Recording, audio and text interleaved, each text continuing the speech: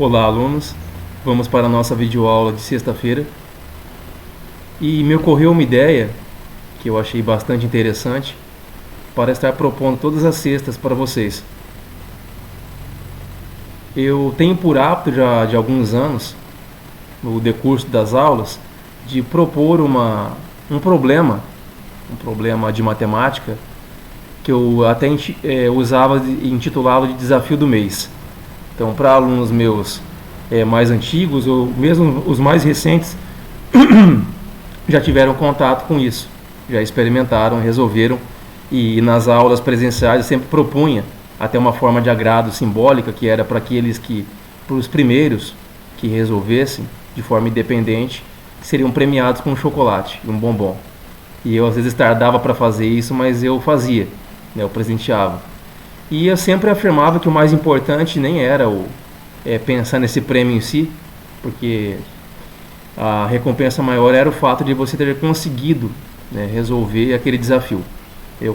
Quando eu penso em desafios, né, em problemas, eu sempre compartilho algo de que eu gosto bastante, porque os problemas eles têm essa capacidade de levar a gente a raciocinar e a refletir, né, a lutar, a brigar.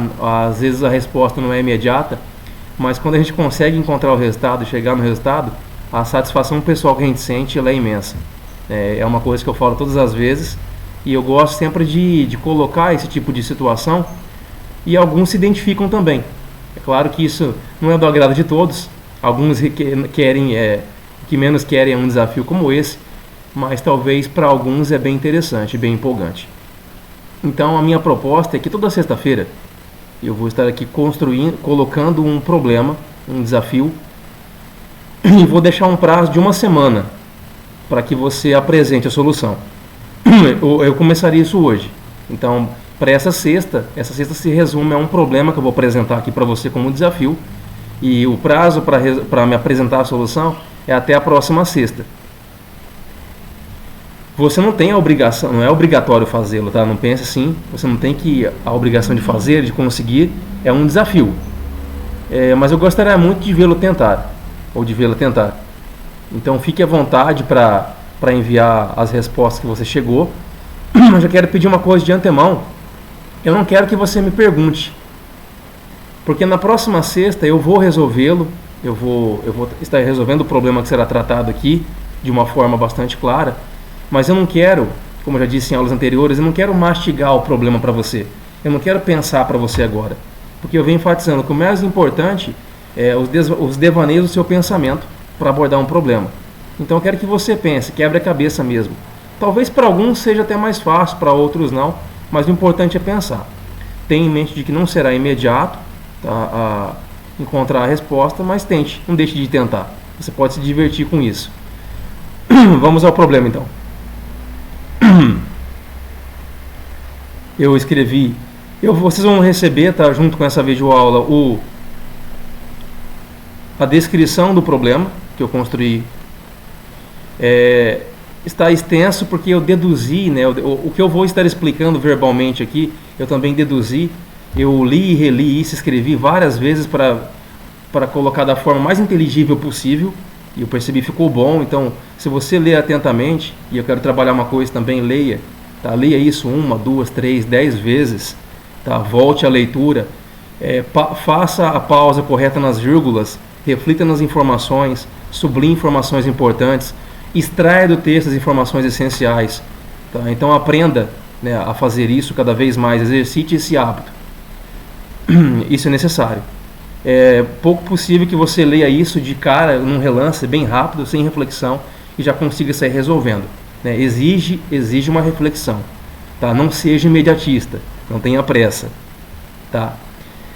Bom, eu proponho aqui uma conexão. Eu tenho gostado muito de fazer isso, né? E eu vou conectar aqui agora a matemática com literatura. Eu tenho um livro em mãos aqui, que no caso é o objeto do desafio de hoje. Eu não vou ler na íntegra o que está escrito aqui, porque isso vocês poderão fazer depois. Eu quero apenas ressaltar algumas informações importantes. Eu não quero explicar como é que faz, eu quero apenas ressaltar, para talvez tornar ainda mais claro isso quando você for ler e tentar resolver o desafio. Bom, o desafio eu faço uma conexão aqui de matemática com literatura, porque ele está vinculado ao papel que compõe um livro, os livros. Tá? Então, os livros, de maneira geral, é lógico, né, a sua apostila, o seu caderno, são feitos de papel, isso é óbvio. E eu vou aqui abordar um livro particular para hoje, que é O Crime e Castigo, do Dostoiévski, um escritor russo, que foi publicado aqui em 1866 pela primeira vez. É um grande clássico da literatura mundial. O livro chama-se Crime e Castigo. E eu estou aqui com a tradução dele em mãos, a tradução feita pelo brasileiro Paulo Bezerra, que foi publicado por uma editora chamada Editora 34. Inclusive você vê isso no livro. Essa é a capa do livro, tá? Da mais recente edição em língua brasileira, traduzida pelo Paulo Bezerra. Bom, aí eu falo um pouco sobre a questão do livro, dos livros que eu observei. Eu tenho alguns livros em casa, e eu observei, né, que a última capa deles, ela contém uma informação. Eu vou mostrar aqui, depois eu vou mostrar escrito na tela ali do computador. Muito provavelmente você não consegue ler daí, mas é possível que esteja vendo a última página desse livro com uma inscrição. Você nota que tem algo escrito. Eu estou mostrando aqui para você. Essa inscrição que você não consegue ler pela câmera aqui, corresponde a essa. Eu sublinhei ela aqui. Então, essa informação que eu estou sublinhando aqui, você poderá ler com calma depois. Ela contém, tudo isso que eu estou falando está escrito no enunciado, tá? Ela contém informações da edição e da impressão, das empresas que são responsáveis pela edição e impressão do livro. E contém um dado, alguns livros contêm um dado um tanto curioso, que eles dão o peso de papel por metro quadrado. Dão o tipo e o peso. Por exemplo, nesse aqui, ele é feito de papel Pollen Soft, é um tipo de papel. E o peso também é apresentado, 70 gramas por metro quadrado. Tá, então a primeira informação numérica que eu já coloco para você. Essa informação está contida na última página do livro. Alguns trazem, outros não, tá? Esse que eu estou aqui utilizando para o problema, ele traz essa informação. Eu tenho outro aqui, o Romeu e Julieta e o Hamlet, que também traz, até com mais precisão. No Romeu e Julieta, na última página, você vê alguma coisa escrita por aqui e não identifica, mas eu posso ler para você. Está escrito que o livro é composto, o papel do miolo é chambril, avena, de 80 gramas por metro quadrado, e o da capa é cartão, 250 gramas por metro quadrado. Então, alguns livros trazem essa informação, né? Olha, matemática em toda parte, trazem essa informação de peso por metro quadrado. Bom, então você tem essa informação a respeito do meu livro, que será daqui a pouco um objeto de desafio para você. Ele tem o papel dele, o papel que o compõe, ele pesa 70 gramas por metro quadrado. Agora eu vou apresentar alguns outros dados numéricos desse livro, dessa edição. Ele tem as dimensões 16 por 23 centímetros. Olha só, ele tem 16 nesse sentido e 23 aqui. Então o retângulo que compõe as páginas e a capa tem 16 por 23. Tanto o retângulo como as páginas, tá? Tanto a capa como as páginas. Você pode pensar nas páginas com essa mesma forma.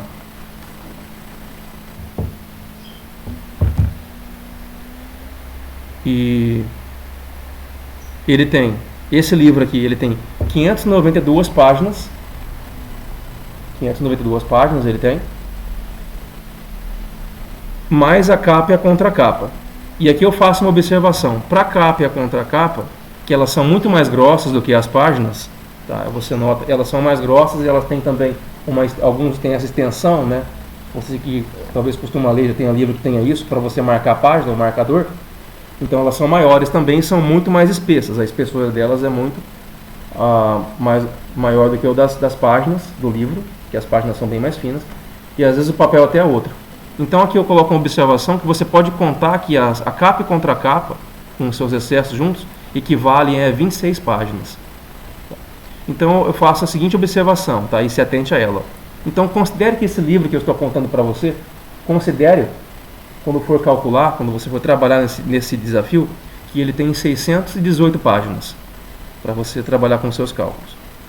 Pois bem, agora eu faço uma outra observação aqui que é possível que você nunca tenha refletido sobre, ou talvez nunca tenha se atentado a isso. Quando eu pego um livro como esse, eu vejo lá 592, 591, 592, você logo pensa, nossa, tem 500 folhas no livro, né? Tem 590 folhas. E é um erro, porque não é se a gente se atentar e observar, a página é uma coisa e folha é outra. Cada folha é composta por 2 páginas, tá? Então até eu escrevo isso daí, você deve estar lendo isso agora. Olha só, página é cada uma das faces compõe uma folha. Então, se eu pego uma folha do livro, veja essa folha, por exemplo, essa folha que eu estou passando aqui, nessa face da folha eu tenho o número 561 e na outra face eu tenho 562. E eles compõem uma folha só, tá? Então, uma folha, cada folha é composta por 2 páginas. E aí eu coloco um exemplo bem claro aqui, né? Eu não dou do meu pronto, mas fica subentendido que é a metade.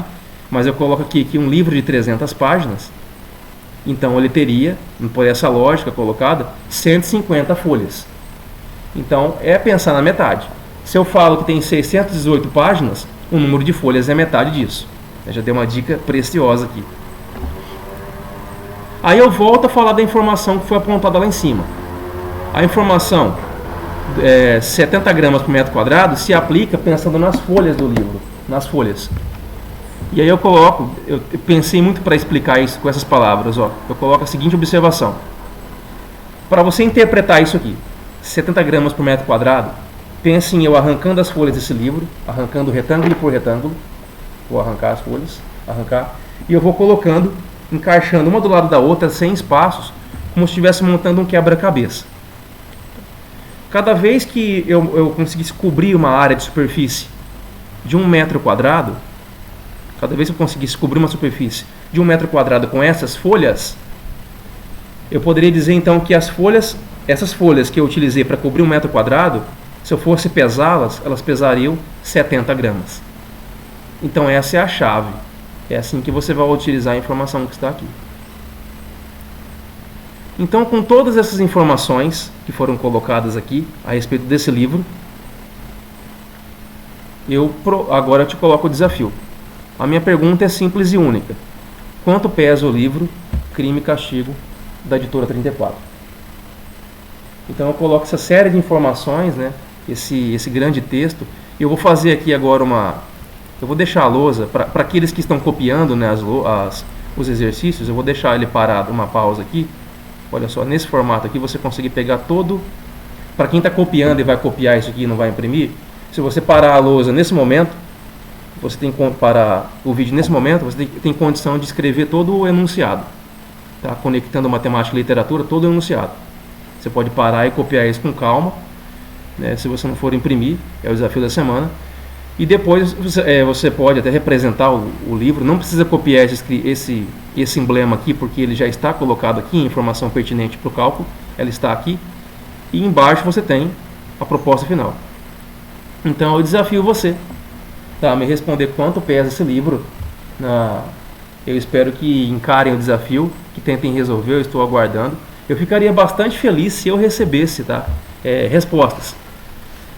E eu vou falar também, eu vou anotar quem me mandar a resposta, e se estiver correto, né, quando a gente voltar para o presencial, eu vou ter o nome marcado e eu vou voltar com um chocolate para você que mandou a resposta correta. Tendo em mente uma coisa, que o mais importante, né, e eu sei que a razão de você fazer isso não é nem o chocolate que vai ganhar para adoçar ainda mais a sua vida, mas é a satisfação, né, e o prazer de enfrentar um desafio quando é colocado dessa forma. Tá? Eu espero que eu tenha te contagiado, te convencido a tentar resolver esse desafio. Na próxima sexta eu vou resolvê-lo. Se alguém resolveu, eu vou comentar quem foi, eu vou citar o nome de quem, daquele ou daqueles que resolveram. Vou falar na videoaula da próxima sexta e já vou lançar um próximo. Então eu espero vocês aí. Eu vos desafio a resolver esse problema. Um abraço e até a próxima. Tenha um bom fim de semana.